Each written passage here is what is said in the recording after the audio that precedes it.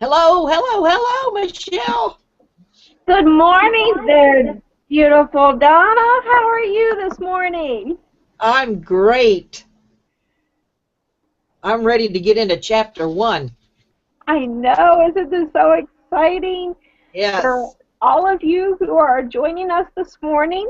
I am Michelle Leith, and this is Donna Harris, and we have Steve Harvey's wonderful new book, Act Like Success. Mine is on the Kindle version, and Donna's is on the hard copy Hard. version. He actually even got the first one that her store sold, so wasn't that exciting? Okay, so let's go ahead and today we are going to jump right in and then we can open up for a little bit of talk. How's that sound, Donna? Great, great. Okay, we have chapter one. I'm tired of myself. Boy, don't we all have those I do. days? I do too. I speak on being tired of myself rather well because Steve Harvey, that you know, was once tired of himself at a particular point in his life. I, Steve Harvey, was tired. I was tired of the way I was living. I was tired of going nowhere. I was sick and tired of being poor. Poverty and poverty had exhausted me. It was exhausting for me to constantly have to think of ways to provide and survive. Okay, I hear an echo. I'm sorry. And I have everything is closed.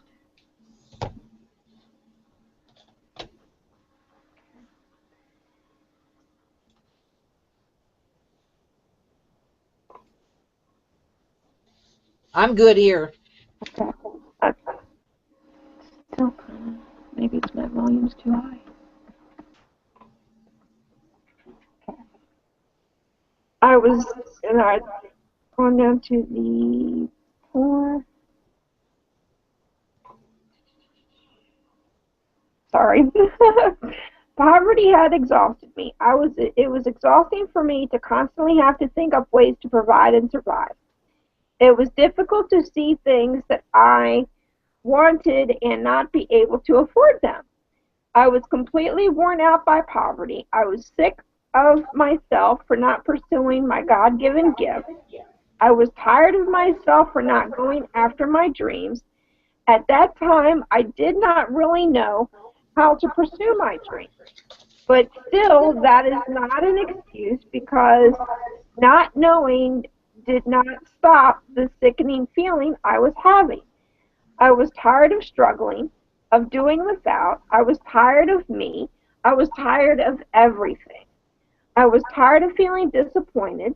I was tired of disappointing other people, including my mother and father. I was tired of not being able to see the potential in myself that others clearly saw. I was tired of living in a rut. I had gotten completely and fully tired of myself. I was exhausted from looking outside myself for the answers, but came to realize that the solution to my pain and despair were deep inside of me all along. As my mother used to say, paraphrasing Fannie Lou Hamer, sometimes, son, nothing is going to change until you get sick and tired of being sick and tired. Let's take this journey together because if you are tired of being sick and tired, know this. So was I. Are you tired of yourself? Are you tired of making the same promises to yourself that you are never motivated enough to see through? Are you tired of making excuses for not making change? Are you tired of measuring yourself against others and falling short? Are you tired of telling yourself tomorrow I will do something different, but that tomorrow never comes? Well, being tired of yourself is a good place to be because it means that you are ready to make changes in your life that will bring about great reward. I'm glad that you're finally here. When you are in this position of being tired of yourself, normally you are not alone. Everybody in your life, from your family to your coworkers, has been tired of you and your excuses for some time now. They see your gift and the pain you're causing yourself by not tapping into your God-given purpose and becoming your best. But here's the thing. People can tell you that they are tired of your excuses, but until you get tired of you, it won't make any difference. Are you done with blocking yourself from opportunities that could easily have been yours last month, last year, or even a decade ago? More often than not, our beliefs about ourselves are learned, internalized thoughts that we evolve into behaviors that take over how we operate in our day-to-day lives. Somewhere along the way, we grow accustomed to our self-perceptions, and we allow them to become oppositions to our gifts and opportunities. We become our own opposition when we accept the following: procrastinating, lying to ourselves, comparing ourselves to others, and having self-doubt. In short, anything that gets in the way of our becoming who we were created to be. So what does it take for you to get to the breaking point? What will it take for you to be awakened out of your sleep? What will force you to realize finally that the life you are living is far below your God-given potential? This is your life, and you have to live it today. You cannot afford to waste another minute being unfulfilled, unsatisfied, and underutilized. Right now, and I do mean right now, is your moment to take advantage of the dreams, goals, and visions that you have held in your heart for far too long. Okay, sweetheart, take over. Okay, Michelle. Jordan Belfort, the author of the book and inspiration for the movie The Wolf of Wall Street, said, "The only thing standing between you and your goal, is the Oh, word the story." BS story. The BS story. Go ahead. That story you keep telling yourself as to why you can't achieve it. But I want to take it a step further. Excuses are the lies you convince yourself are true to avoid proving you are worthy of the gift you were given. Say this with me: no more excuses. When I was a student at Kent State University, my major was psychology, but I was really majoring in excuses. I had a million excuses for why I couldn't go to the class or why I couldn't pay my rent. After college, I had even more excuses for why I was stuck in dead-end jobs and why I wasn't pursuing my dream to be a comedian. The more I told myself these lies, the more I believed that I wasn't worthy of earning my degree or being on a comedy stage. Then one day I was telling a friend why I had dropped out of school, and when I heard the words coming out of my mouth, I realized that it wasn't the school's fault or my parents' fault. At the end of the day, it was my fault. I had everything I needed, but at every turn I found a reason not to start. I came up with roadblocks for myself that I wouldn't have to be responsible for my gift. If you are like I was, you need to stop lying to yourself with excuses. Your excuses are as empty now as they were when you first started using them. I need you to realize that your gifts are opportunities and to embrace a new belief. You are a success. Now, before you skip this section and say, "Steve, I don't make excuses for my life," hold on. The people who claim that they don't make excuses are usually the biggest offenders. You know who you are. You are a type A person who goes hard in your career, but you normally are the one making an excuse for missing a family's birthday or canceling a date for the third time. Success doesn't live in just one part of your life and become exempt in another. If you're going to do this, you have to do it all the way. You have to be open to using your gift to embrace your opportunities and change your life. When I began in comedy, I was protective about letting people into my life. I was trying to write like other people. I didn't really develop the real truth of who I was as a stand-up until I was no longer afraid to open up. Sharing my truth led me to tons more material to joke about, including my past, my relationship with my parents, my failed relationships, and things I was currently going through. For me to grow in my gift, the first thing I had to do was to learn to be honest.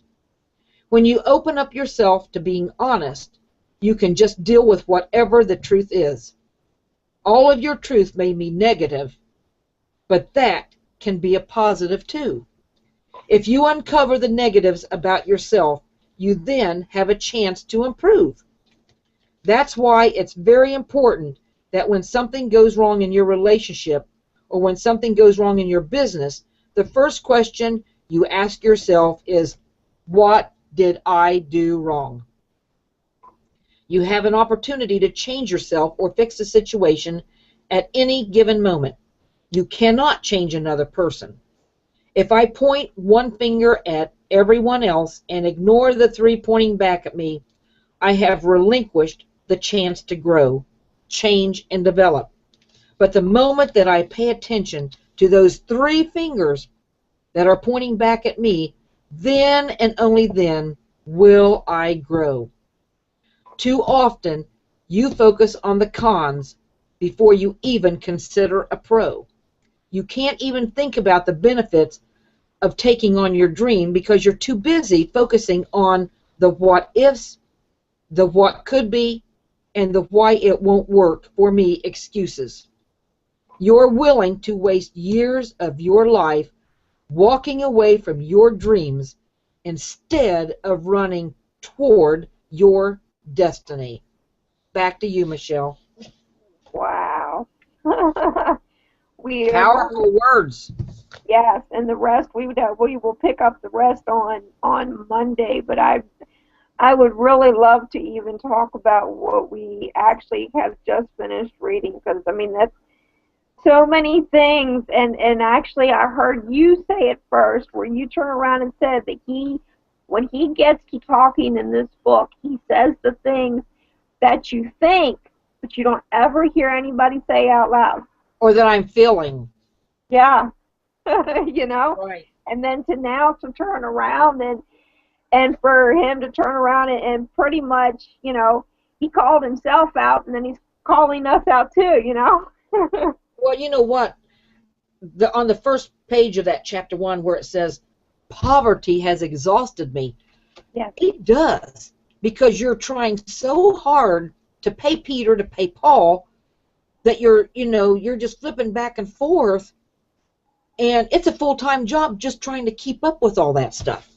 So, poverty does exhaust people. And that's not what God wants us to do. Right. Well, and you're right, and it truly does. And you use and you exert so much energy stressing over, and even the things that we can't change, the things that we can't fix, but we're so tired of it, so we continually try to fix it, and we, it's like, okay, well, can I trim this? Can I curve this? Can I not do this time? I mean, it absolutely, and when you feel at times that there's times that you're like way up here and you're doing absolutely amazing and things are wonderful, and then you get the other times where it's like, oh my gosh, you're finding the two nickels to rub together, and it's like just that whole emotional back and forth, and it's absolutely exhausting. Right. Well, it reminds me of this little quote that I got in one of my support meetings. Nothing changes until the pain of remaining the same is greater than the pain of changing. I don't know if you can see that. Yes, actually I can see that very clear. Yep. Nothing changes until the pain of remaining the same is greater than the pain of changing. I mean, all this, it causes pain in our lives.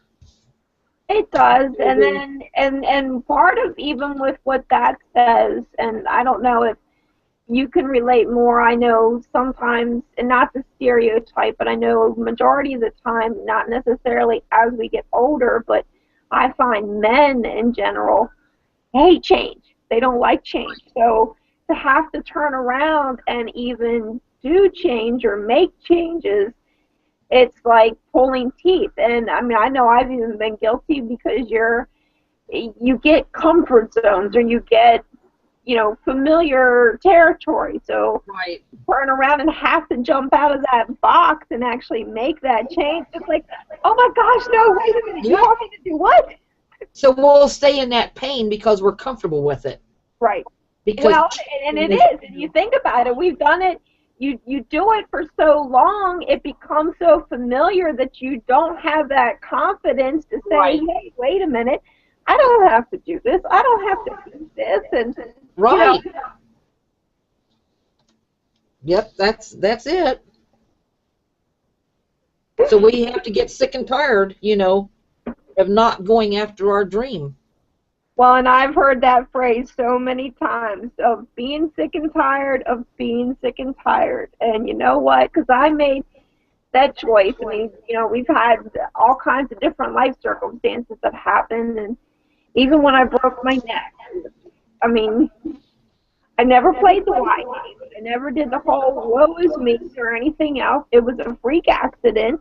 For those of you that don't know, I was actually at a friend's house on the 4th of July. I'd gone over for a picnic, and one of those days that I didn't follow my gut and my women's intuition, and I didn't stay home. I, went for the whole peer pressure that turned around and, come on over, come on, we want you to come. And, well, if you don't come, we don't want you to be by yourself, and if you don't come, then we're going to come pick you up. And it's like, okay, fine, I'll come, I'll show up for a little while. And, I ended up, I had a good time, and went to go get in this pool, and it was one of those blow-up ring top ones that you raise up with the water kind of thing. So it's just a little above-ground pool. And as I was climbing in on the ladder, my feet slipped out from underneath me, hit my chin on the ladder, broke my neck, went under, and drowned. And it was a while before I really realized the severity of my paralysis and that I had broke my neck and that I was paralyzed from the collarbone down. And one of the best things that the doctors ever told me was that I would never do anything again, because I've had a blast ever since proving them suckers wrong, and I've done everything I possibly can to live in life. I mean, granted, I had a long struggle with therapy and everything else, but when it's weird because there's times where we hate change, but then there's times where I guess, God, small miracles, everything else, we don't have a choice but to change. Right. We don't have a choice but to change. Right. And that time of my life, I learned really the hard way. I mean, I lost everybody, lost everything. Nobody could handle the fact that I was in a chair. It didn't hurt my brain, didn't hurt my mind. I was still the same person, but right. So many of them, you're still smart. Well, it was like they couldn't, and even some of them, you hear the excuses, and I've even had some of them turn around and say, well, I just can't adapt to you being in the chair, and it's like, wait a minute, I'm the one living in this chair 24/7, not you. You can't adapt to being in the chair. You know what I mean? It's like, I don't understand. I don't fathom. I don't, But, I went through quite a few years of being by myself and everybody walking away, and it for the first time in my life, instead of taking care of everybody else, I had to turn around and step up and take care of me. You want to talk about probably one of the hardest lessons I've ever had in my life, because I've always put everybody else first. Mm-hmm. We women tend to do that. Well, and you do. And then when you're a mom and you got kids and everything else, I mean, my kids were my world. My kids were, they come first. They were my heart. They were my soul. And then it's amazing what life throws at you. Right. It sure is.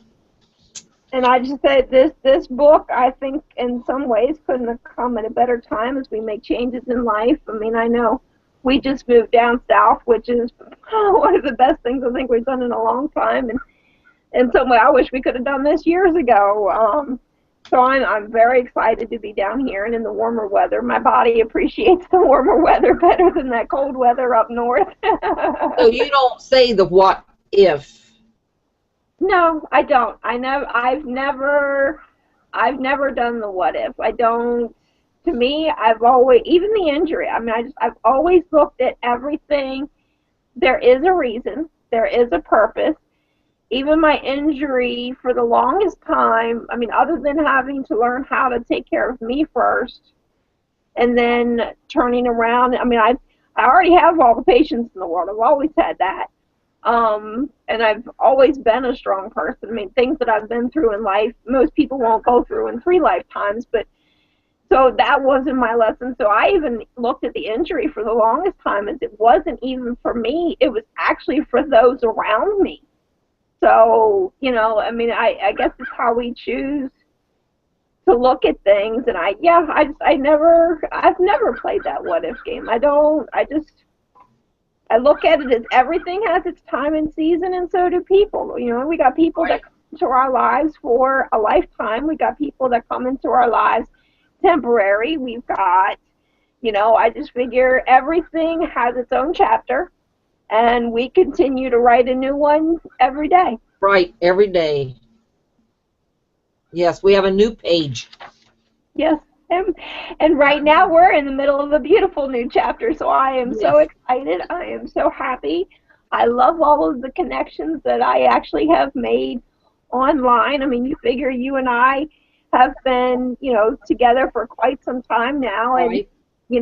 It's pretty incredible. And we've got so many other people that that have now become part of our lives and touched our lives, and it's amazing how you can turn around and never see somebody in person, but they're basically like family, Right. A new horizon is, before us. So, and this book couldn't have come at a better time. Couldn't have come because I was tired of myself. And this book has opened up a whole new thinking for me. And it came right at the right time. It wasn't late. It wasn't early. This was when I needed this book. That's great. So, And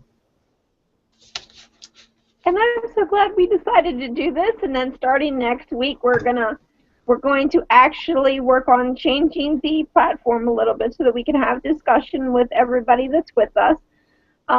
We are going to also start working on our vision board, so I think that will be something that will be exciting to get started.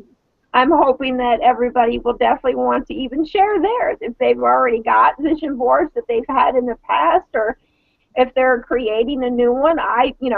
Take pictures, snapshot it, share it, give it to us in the comments in whatever thread that you catch us in, because we absolutely want to see and want to grow and want to be part of the discussion. So right. Well, Michelle, share with them about the new fan page that we've created and the new Facebook group. So they know about that. Yes, because yesterday after we were reading, one of the things that we read in the book was to grow a team and get the team together and discussion and the whole bit. So what we actually have done on Facebook, if you look up I Am Success, I believe it says I Am Success with Donna and Michelle, and if you go into that, even in the page, it also gives you the link to our new Facebook group where you can actually have private discussions and all. We made the group, it's a closed group so that nobody can see the discussions inside. So I hope everybody comes, and I look forward to it. If you have any trouble finding the page or the group, you can find me or Donna online. You've got Donna Harris, and I am Michelle Leaf. So if you look us up, catch our post, come message us behind the wall. We'll be more than happy to add you in and definitely share. So we're excited. Right, we're excited, and we hope everybody has a great weekend. So, are we about ready to wrap up, Michelle? It's Yes, ma'am. I think we've done great. It's 9:30. Great start to everybody's morning. Get bright, beautiful smiles, a few giggles, and ready to go. And the replay will be up if you want to watch it again. Absolutely. Love ya. Bye. Okay, bye-bye.